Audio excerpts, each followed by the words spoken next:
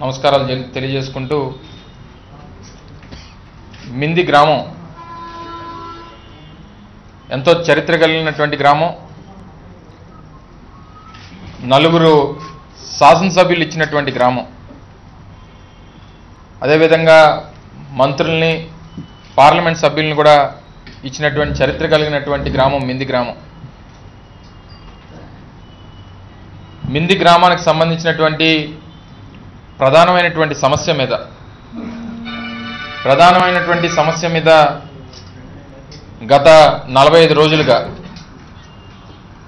పెద్ద ఎత్తున గ్రామస్తులంతా కలిసి పార్టీలకు అతీతంగా వచ్చినటువంటి సమస్య మీద పోరాటం చేస్తూ ఉన్నాం.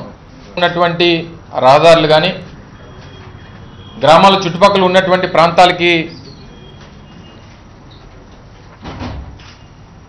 ఉన్నటువంటి రహదారుల్ని మా ప్రాంతంలో వ్యాపారం చేసుకుంటున్నటువంటి శ్రావణ్ షిప్పింగ్ యాజమాన్యం దాదాపు 100 సంవత్సరాల నుంచి బ్రిటిష్ కాలం నాటి నుంచి గాజువాక పరిసర ప్రాంతాల వారు అటు ఎన్ఐడి కొత్త రోడ్ కానీ, గోపాలపట్నం కానీ, లేకపోతే నగరంలోకి కానీ వెళ్ళడానికి ఉపయోగించేటువంటి ఆ బ్రిటిష్ రహదారిని పూర్తిగా ఆక్రమణలో తీసుకున్నటువంటి అంశం మీద గత 45 రోజులుగా పోరాటం చేస్తూ ఉన్నాం.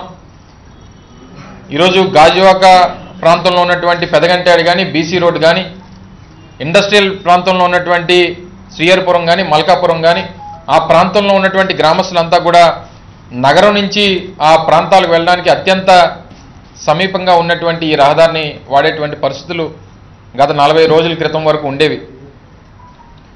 బ్రిటిష్ కాలం నాటి రహదారిగా గవర్నమెంట్ చెందినటువంటి రెవెన్యూ రికార్డ్స్లో అది ఉంది. అలాగే ఏదైతే ఎఫ్ఎంబీస్లో కానీ, రికార్డ్స్లో కానీ అన్నిటిలో కూడా పూర్వం నుంచి రహదారిగా ఉన్నటువంటి మ్యాప్స్ కూడా అన్నీ కూడా ఉన్నాయి. మింది రెవెన్యూలో ఉన్నటువంటి దాదాపు 15 ఎకరాల భూమిని, గవర్నమెంట్కి చెందినటువంటి భూమిని, అలాగే ములగాడ పక్కన ఉన్నటువంటి రెవెన్యూ ప్రాంతంలో దాదాపు ఒక 10 ఎకరాలని, దాదాపు 25 ఎకరాలు గవర్నమెంట్ భూమిని ఆయన స్వాధీనంలో తీసుకొని పూర్తిగా ఆక్రమణ కబ్జా చేసి ఈరోజు దాదాపు 3 ఎకరాలు ఉన్నటువంటి ప్రభుత్వ చెరువుని మట్టితో కప్పేసి ఈరోజు పార్కింగ్గా వాడుకున్నటువంటి సందర్భాలు కూడా ఈరోజు అక్కడ ఉన్నాయి. వాటన్నిటి మీద కూడా గౌరవనీయమైనటువంటి కలెక్టర్ గారికి అనేక మార్లు రిప్రజెంటేషన్ చేశాం. గతంలో కూడా గత 5-6 సంవత్సరాలుగా దీని మీద కూడా రిప్రజెంటేషన్ చేస్తున్నప్పటికీ ఎక్కడ కూడా స్పందన లేదు. ప్రజలకు ఉపయోగపడేటువంటి రహదారిని రోజుకి దాదాపు 10,000 నుంచి 20,000 మంది జనాభా ఆ రహదారిని వాడుతూ ఉంటారు. గవర్నమెంట్కి చెందినటువంటి భూముల్ని కాపాడాల్సినటువంటి బాధ్యత ఈరోజు గాజువాక ప్రాంతంలో ఉన్నటువంటి అధికారులకు కానీ, లేకపోతే నగరంలో జిల్లాకు సంబంధించినటువంటి రెవెన్యూ అధికారులకు కానీ ఉంది. కానీ ఎక్కడా కూడా స్పందన లేదు. ఎవరన్నా వెళ్తే ప్రభుత్వం మాది, అధికారులు మా వాళ్ళు, పూర్తిగా మేమేం చెప్తే అదే జరుగుతుంది, ఒక్క గజం భూమి కూడా తిరిగి ఇచ్చేటువంటి పరిస్థితి ఉండదు అన్నటువంటి అహంకారమైనటువంటి మాటలు ఈరోజు ఆ యాజమాన్యం మాట్లాడుతూ ఉన్నారు. శ్రావణ్ షిప్పింగ్ సాంబశివరావు ఈరోజు నగరంలో కానీ, రాష్ట్రంలో కానీ ఒక గౌరవమైనటువంటి పదవిలో ఉన్నానని చెప్పుకునేటువంటి వ్యక్తి ఈరోజు గ్రామానికి సంబంధించినటువంటి పూర్తి రహదారులను కానీ, సంబంధించినటువంటి రెవెన్యూ ల్యాండ్స్ని కానీ ఈరోజు ఆక్రమించుకునేటువంటి పరిస్థితులు ఈరోజు రాష్ట్ర వ్యాప్తంగా తెలియజేయాలనేటువంటి ఉద్దేశంతో ఈరోజు మీ ముందుకు రావడం జరిగింది. అందరూ కూడా ఆయనకు అనుకూలంగా ఉన్నటువంటి మాటలే మాట్లాడుతూ ఉన్నారు తప్ప ప్రజలకి అవసరార్థం ఉన్నటువంటి విషయాలను ఎక్కడ కూడా మాట్లాడలేదు. అందుకనే సమయం అవ్వడం జరిగింది. రేపు 14వ తారీఖున మింది గ్రామస్తులంతా కలిసి ఆడ, మగ, పిల్ల, పాప అందరం కూడా రేపు 14వ తారీఖు లోపు దీని మీద సమస్య పరిష్కరించకపోతే 14వ తారీఖు ఉదయం కలెక్టరేట్ ముందు ధర్నా చేయాలని చెప్పి నిర్ణయించుకోవడం జరిగింది. ఇవన్నీ కూడా పూర్తిగా ఏవైతే ఉన్నటువంటి రెవెన్యూలో ఉన్నటువంటి సర్వే నెంబర్స్తో సహా ప్రభుత్వానికి అనేక మార్లు రిప్రజెంటేషన్ చేయడం జరిగింది. ఉన్నటువంటి మ్యాప్ను కూడా ఏదైతే లేకపోతే గవర్నమెంట్ ల్యాండ్లు కానీ, లేకపోతే బరియల్ గ్రౌండ్స్ కానీ, లేకపోతే దేవుడికి సంబంధించినటువంటి మాన్యాలు కానీ, వీటి అన్నిటిని కూడా ఈరోజు ఆయన ఆధీనంలో పెట్టుకొని చుట్టూరు కాంపౌండ్ వాల్ కట్టేసి ఎవరిని కూడా ప్రభుత్వాన్ని కూడా దగ్గరికి వెళ్ళేటటువంటి పరిస్థితులు ఎక్కడా కూడా కనబడట్లేదు.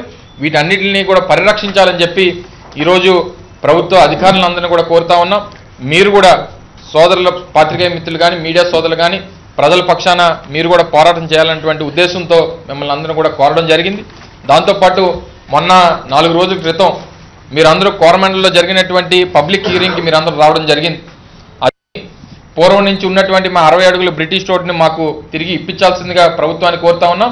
దాంతోపాటు ప్రభుత్వానికి చెందినటువంటి 100 కోట్ల రూపాయలు విలువ చేసేటువంటి భూమిని కూడా ప్రభుత్వ అధికారులు కాపాడాలని చెప్పి మీ ద్వారా హృదయపూర్వకంగా కోరుకుంటా ఉన్నాం. 3 ఎకరాల చెరువు 3 ఎకరాల చెరువు ఇది బరియల్ గ్రౌండ్. 3 ఎకరాల 58 సెంట్ల చెరువుని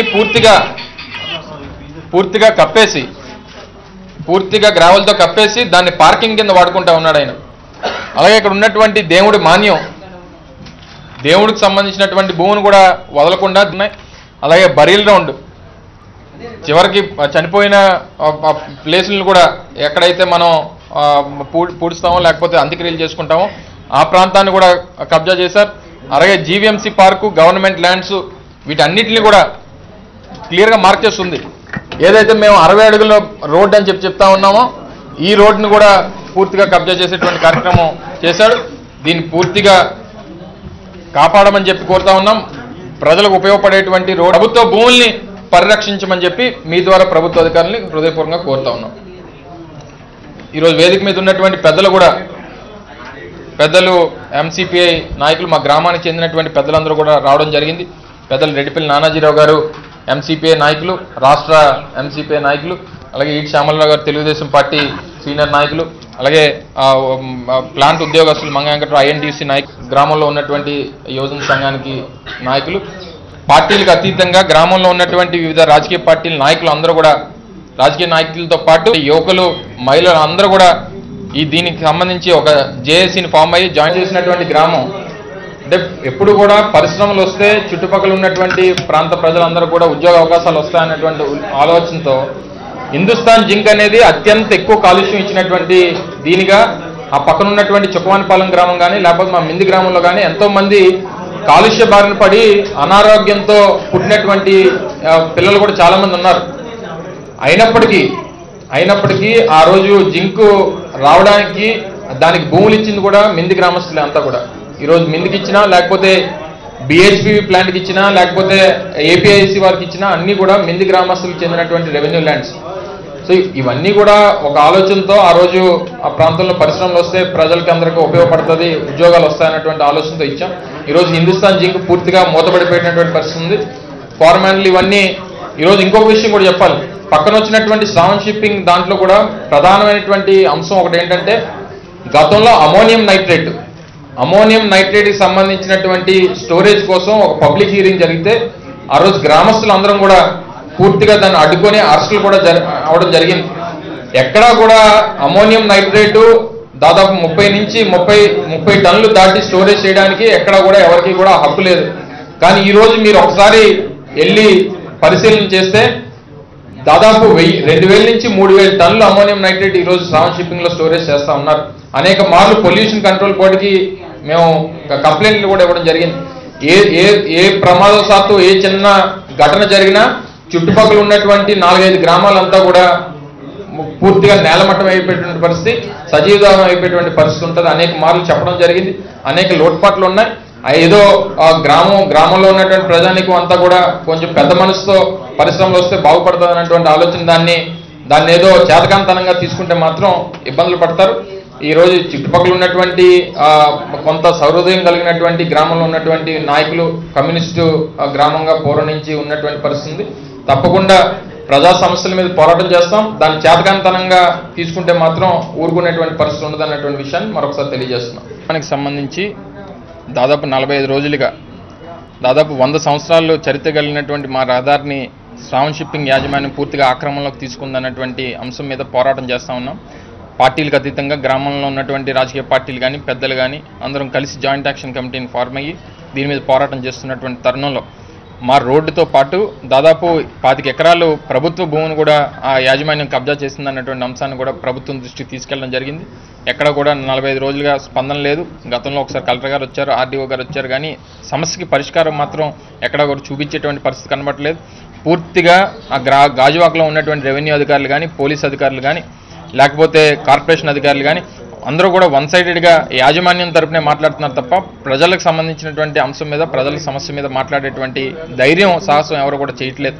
అందుకని దీని మీద పోరాటం ఇంకా పెద్ద ఎత్తున చేయాలన్నటువంటి ఉద్దేశంతో రేపు 14వ తారీఖున విశాఖపట్నం కలెక్టరేట్ దగ్గర గ్రామస్తులంతా కలిసి ఒక ధర్నాన్ని నిర్వహించాలని చెప్పి నిర్ణయం తీసుకున్నాం.